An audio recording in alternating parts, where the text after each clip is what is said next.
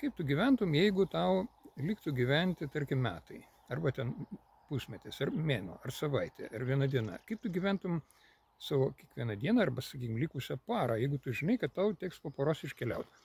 Tai aišku, kad tu gyventum daug ramiau, tu gyventum beveik kaip šventas žmogus. Tu nustotum, kaip sako lietuviai, parintis dėl niekniekio, nervuotis dėl smulkmenų. Tu darytum tik tai, kas iš tikrųjų yra svarbiausia. Tu mylėtum artimus žmonės, tu su jais kalbėtumės, skambintumės jam. Tu spręstum tikrai kažkokius iš tikro svarbius klausimus ir visi niekniekiai ir smulkmenos tau gyvenime tiesiog išgaruotų, toj pat išgaruotų. Tu gyventum 1000 kartų kokybiškiau, negu gyveni kasdieniniai būtiniai rutinoj, maišatyje ir naiviuose, kvailiuose gyvenimiškose rūpesčiuose. Tu gyventum kaip geriausia savo versiją, kiekvieną sekančią parą.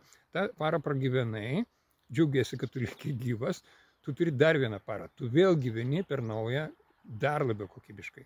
Tai tu įsivaizduok, kaip keistųsi tavo gyvenimas, jeigu tu su tokia mintim gyventum pastoviai kiekvieną dieną.